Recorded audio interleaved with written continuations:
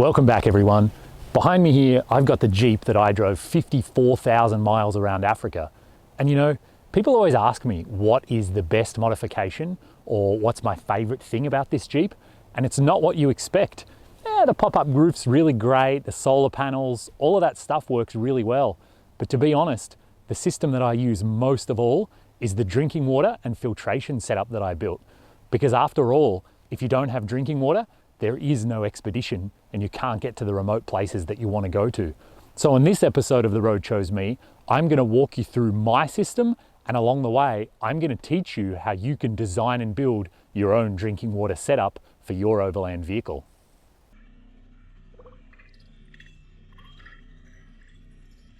So we'll go over how I built my system, we'll go over how you can design and build your system, I'll give you a walkthrough of mine in operation, I'll talk a little bit about what I do differently next time so yours can be better than mine, and I'll go over costs as well, give you a rough idea of how much a system like this is going to cost you all up. One thing I will say, if you choose to go my route, this is not a weekend modification and this is not just going to cost $100. This is a fairly significant undertaking, and if you can get it done in a weekend, I'll be impressed. So the first thing you want to think about is your tank size and your tank placement. And those two things are going to be tightly linked together. One is going to impact the other. So really, when you're building a vehicle like this, your choice is either to put the tank on the inside of the vehicle or put the tank under the vehicle. And if you're putting the tank inside the vehicle, it definitely makes things a little bit easier. And it also means that the tank won't freeze in winter. So it gives you some more options for pushing your luck camping into fall and maybe early spring when the weather's cold. For inside tank mounting options, Front Runner actually makes some really good options. These guys are based out of South Africa, so it's not surprising they know the importance of having a good drinking water tank. The two options that I like the most is they have this one here that goes in the rear passenger footwell of a four-wheel drive, and it has the relief cutout for the transmission tunnel.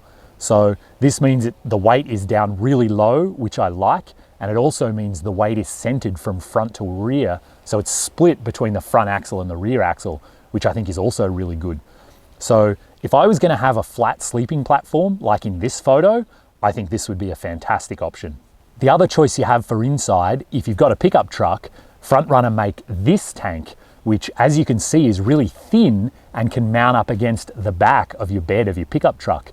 Again, I think this is a great option because it doesn't use up too much interior space and it just keeps things nice and contained. So I think those are both great options for inside tank mounting, but when I designed and built my Jeep, I knew that I was going to be limited on interior storage space more than anything else. And so from day one, I knew my tank had to be outside the Jeep. When I think about where to put it outside, I mean, up on a roof rack just makes no sense to me. Having all of that weight up so high is going to severely degrade your off-road performance. So for me, that was never a consideration, which meant I immediately started looking around underneath my Jeep. And so when we look at the underside of this model of Jeep Wrangler, you can see we've got the stock gas tank on one side, and on the other side is this big empty space between the drive shaft and the exhaust. Right there, what I'm pointing to with an arrow, that's the evaporative canister for the emissions system. And it's a really common modification on this Jeep that you can just relocate that up under the rear axle. So that was the first thing I did. I bought a kit online for about $50. And so now I have this huge space here mirroring the stock gas tank where I can fit a big water tank. And again, I really like this option because it means the weight is very low. In fact, it's way down on the frame. And again, the weight is centered between the rear axle and the front axle. So for me on this model of Jeep, that was a really good option. Obviously on your vehicle, you're going to have to see what's possible and you're going to have to think it through and figure out what's actually going to work for you. I briefly considered mounting my tank at the very back where the stock muffler normally sits. If I moved that muffler forward, then I would free up this big space behind the rear axle. I think that would also work well. The weight is a little bit further back than I would prefer, but all things considered, I think it's a valid option. For me, it just was cheaper and easier to mount it where I did because then I didn't have to make any exhaust modifications. So all things considered, this spot turned out perfectly for me. To find a tank to mount underneath, I did a whole bunch of Googling, and it turns out that marine supply stores often have water tanks for boats. And so I basically just scoured Google and did a whole bunch of searching to find a tank with the dimensions I needed. And this was kind of a balancing act. I needed a tank that was quite long, but I couldn't let it get too wide because I didn't have a lot of space between the exhaust and the drive shaft. So I spent hours and hours searching, and this is what I came up with on this one website. So this website is called greatlakeskipper.com. It's a marine supply store. And if we go into boat parts here and then over to plumbing, and then down at the bottom of plumbing, we have a whole section called water tanks. And so in here, we start to see there are a whole bunch of different shapes and sizes. I'll just put a bunch on the screen at once here. And you can see a lot of them are custom made for boats, but there's also a ton that are interesting to us. So long and thin. And these guys have a lot of different options. And these are really great options because they already have all the fittings that you need. So there's inlets, outlets, breather hoses, drain plugs, all of that stuff is ready to go.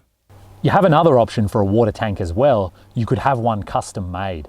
And so I got a few quotes, and it was going to be about $500 to have one made. At the time, I was on a really tight budget, and so I decided just to go with an option from the marine supply store. Third way to get a tank would be to make your own. I know people weld them out of stainless steel. Sometimes they weld them out of aluminium. Those are above my skill level, so I didn't look into that. But for next time, it's something I might try. And always with your water tank, keep in mind, you want it to be food grade plastic. You're going to be drinking the water coming out of this tank, so double check with the manufacturer that it's food grade safe. The next thing you need to think about is how you're going to get the water out of the tank. And for me, I planned all along to have a pump for this. So I bought a SureFlow pump. These guys make RV pumps, and it's been fantastic. I've never had a problem with it. After you've got your pump and your tank, you want to think about if you would like to filter your water as well. So for me, I was headed to remote Africa. I knew filtration was really important. And as well as just filtering the water, I also wanted to treat it with a UV lamp so that it would kill any nasties living inside the water. And then hopefully it would be fine for me to drink whatever water I could come across in Africa.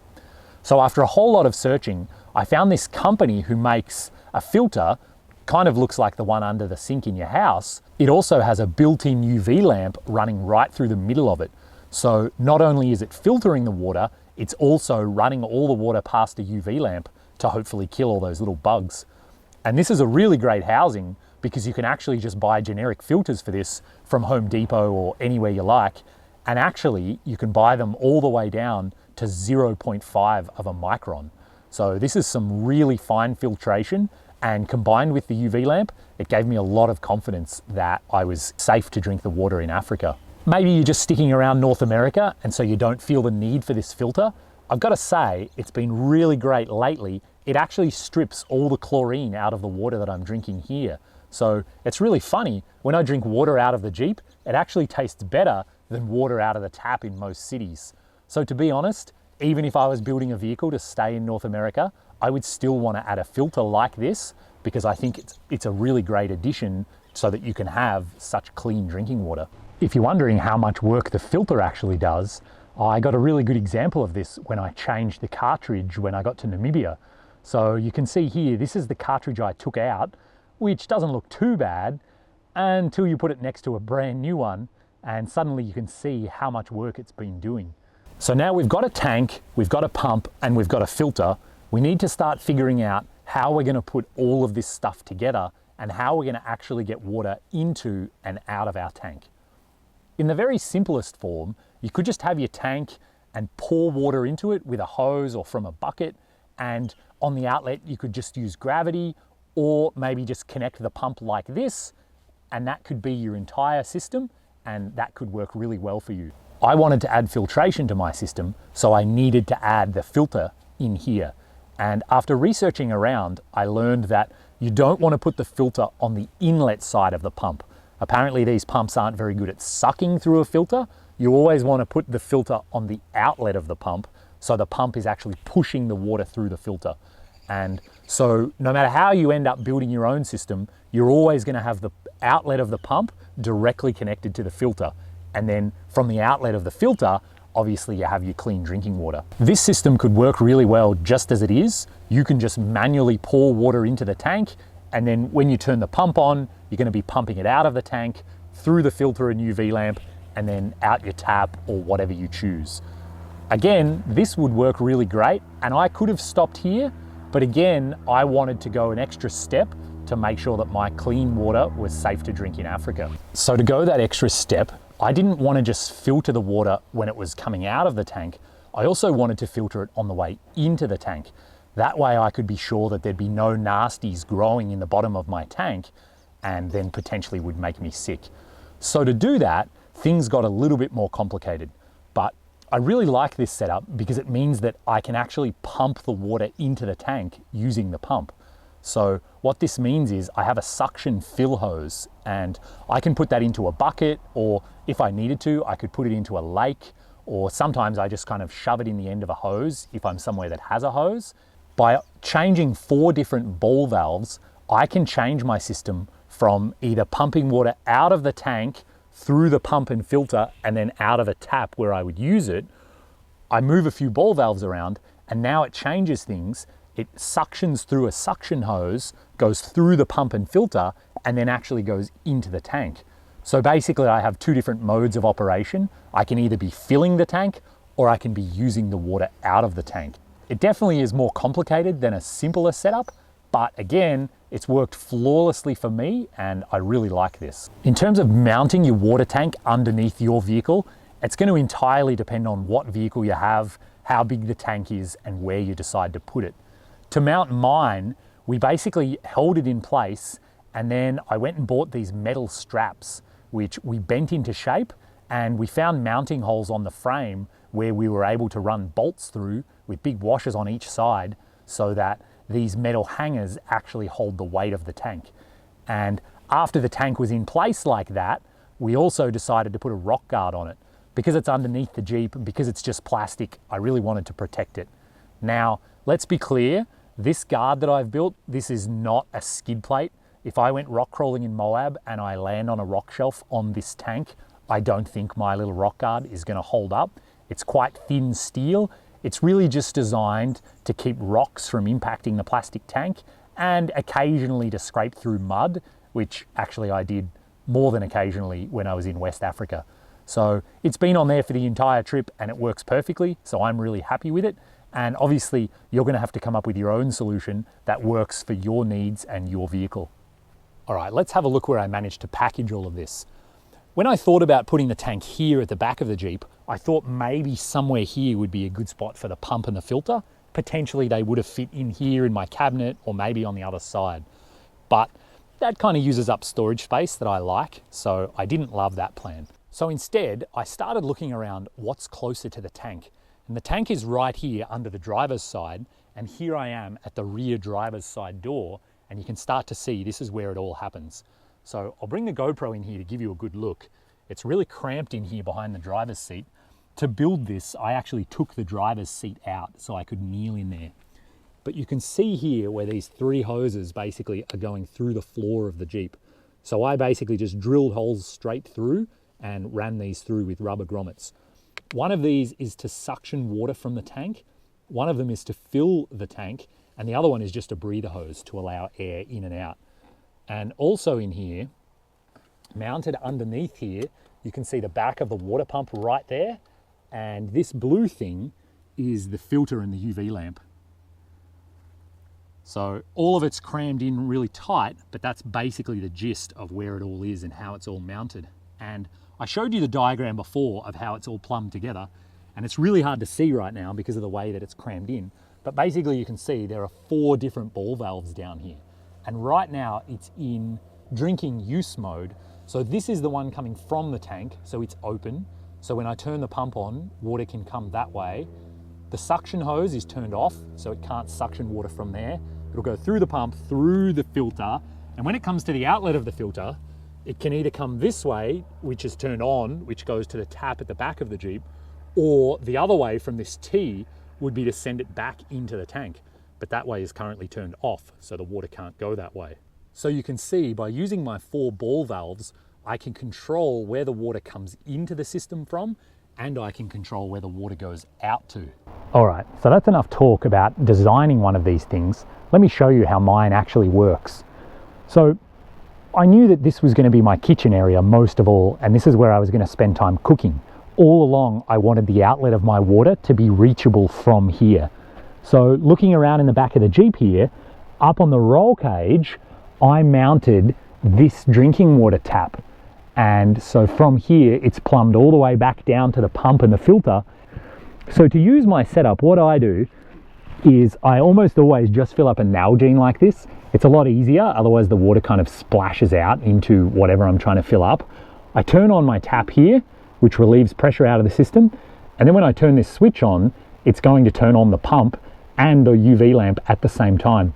So the water is going to be pumped out of my tank, through the pump, through the filter and UV lamp, and then all the way here to the back of the Jeep. So turn that on and you can hear the pump. It's back there. And you can see running filtered drinking water.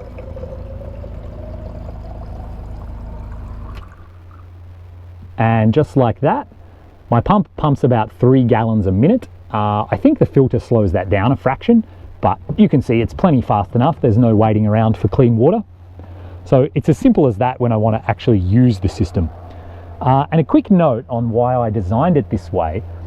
The pump itself has a pressure switch. So what I could actually do in theory is leave the pump turned on and just turn off the tap here. And if I turned off the tap, pressure would build in the system, and once it reached a certain point, the pressure switch would just turn it off and no water would come out anywhere. This works, and then when I turn the tap on, water would just immediately come out, the pump would turn on by itself. So this option works, but I don't like it because it means that all of the lines between the pump and here are pressurized at all times. So if I'm driving on corrugated roads, if I leave the Jeep parked for a week, it means all of those connectors and all of those hoses are just waiting to blow open. And if one of them did leak, the pump would basically pump all 10 gallons of my tank straight inside the Jeep somewhere, and I wouldn't even know about it. So for that reason, I wired in this switch that turns off the pump when I'm not using it. So there's no power to anything. And in fact, if I turn the tap on now, probably just a tiny little bit of water will dribble out. Yeah, there really isn't anything in the line to worry about. Nothing's under pressure. So that's why I designed it that way. So I'll show you what it looks like now to fill the system. I've just filled this bucket with water, and here's a little clip of what it often looked like in Africa. This is actually in the Ivory Coast. It was really common to come across hand pumps like this everywhere that I went. And so it was really convenient to fill up a bucket and then walk it back over to the Jeep and fill it in the way I'm about to show you now. So the first thing I do is I've got my breather hose here, and this is just a hose that goes straight down into the tank. This allows the tank to breathe when I'm either pumping water in or pumping water out. And all I do is I push that out the gap here behind the door so that when the tank starts to overflow, basically the water is going to come out there instead of going out inside the Jeep. The next thing is that I've got my suction fill hose here. So this is connected to the inlet of the pump, depending on which ball valves I flip. And you can see it's long enough that I can kind of drape it down into anywhere I want. And so for this, I'm just going to drop it into my bucket. And because it's coiled up, it always likes to spring and be annoying. So I'm going to have to hold that down to make sure it stays underwater. The next thing I need to do is flip all 4 of my ball valves. So I always forget which one's which. All I do is count in my head and make sure that I change 4 of them. As long as 4 of them are different than they are right now, then I've done the right thing. But simple enough, this one goes to the tap at the back of the Jeep. We don't want any water to go in that direction, so we'll turn that one off. We want to use our suction hose, so I know I need to turn the ball valve on for the suction hose. And then there's 2 more here, which is one's into the tank and one's out of the tank. Now I've flipped 4 ball valves, I know that the system is in fill mode, not in use mode. I've pushed the hose really far down into the bucket because I want to show you how quickly this pump can self-prime and actually suction that water up and out of this bucket. So back here I've wired in another switch so I can turn the whole system on from back here for the purposes of filling. And I'm going to try and follow the water up this hose, but you'll see it goes really fast. So we're sucking at 2 feet vertically right now. You can see the pump has no problem with this at all. So I flip the switch and there's the water there going up.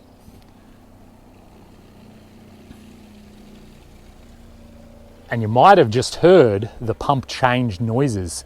And that's actually, I'm kind of used to hearing that That's the difference in noise between the pump just sucking air or the pump now has water in it. And so right now I can stand here and watch the level in the buckets going down quite quickly. And actually I can, when I crouch down like this, I can hear water trickling into the tank. And I mean, I know the water's going into the tank because it can't go anywhere else. So this usually takes maybe 3 or 4 minutes to drain this bucket, and my tank can hold that bucket twice over. So I'll do a little time lapse here and I'll show you what happens when it's actually full. You can hear the breather hose starting to spit, and now we've got water starting to come out the breather hose. What I like to do is move the bucket over to try and catch anything. There we go. That way I'm not wasting water, but I know the system's full now, so I can turn it off. So I'm not wasting water here, I'm collecting it in my bucket, and then I'll often use that excess maybe to fill up my shower bag or maybe to do some dishes or something like that. So that's how I fill the system. Now I just need to flip the 4 ball valves again and I'm back to being able to use the water. So in terms of cost for a system like this, it's really going to depend on which pieces of the puzzle you decide to build in your own vehicle. You know, at its most basic, if you just have a tank and gravity feed, obviously that's your only expense. The pump is about $80 extra. Then you're going to need some plumbing things like some braided hose, some hose clamps, maybe ball valves like my setup. Pretty quickly, it starts to get expensive. And I've put together a little Amazon shopping cart down in the description. So there's a link down there. If you click that, you can have a look through at the prices for each different item. My filter was really expensive because it accepts the UV lamp, and the filter cartridge that's 0.5 micron also is really expensive. That's a carbon filter.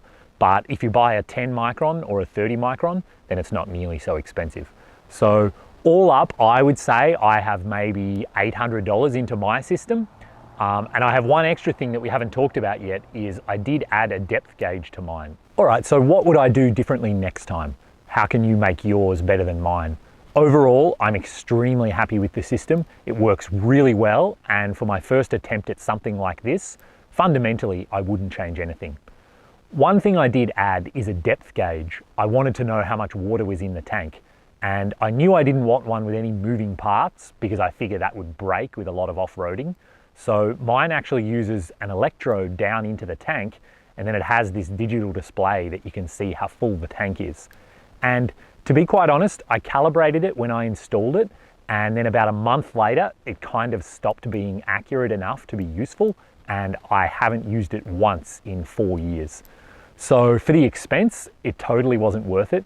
And what I learned along the way is you just get a good sense for how full the tank is. You kind of have it in the back of your mind. You remember when you last filled up, you know how much you've been using it. And on any given day, you can kind of estimate, are you below half? Are you somewhere near full? Also with mine, when the pump starts to suck air from the tank, it starts to kind of spit and bubble quite a lot. And so that's when I know the tank's getting low. And actually I can just park the Jeep on an angle, and then that makes the water slosh to the front corner. So then I can get more of the water out. And then I know it's definitely time to fill up, and I'm probably only going to get about 1 more gallon out. My advice though, don't park on too much of a hill. Bad things happen. Next lesson learned, my tank is just over 10 gallons or 40 liters, and that is just big enough for me. For one person, I would say it's good. When there were 2 people, it was borderline too small, and actually water was the first thing that we ran out of when we were out in the wilderness. So if I had my time over again, I would like to make it a little bit bigger. The tank that I bought, it can't be any wider for the space I have it. It definitely can't be any taller, otherwise it would hang down too low. But no doubt it could be another 5 or 6 inches longer. If I had a custom made tank, that's what I would do. And then, you know, potentially the tank could be up to 14 or 15 gallons. As well as that, I'm running the rear bumper from American Expedition Vehicles, and it actually has water tanks built into the 2 rear corners. And together they are nearly 5 gallons of capacity, and it is food grade safe plastic, I asked them. And so I have a plan that I want to plumb them into my tank, basically have them as like an extra storage capacity. That would totally alleviate all of my storage concerns for sure.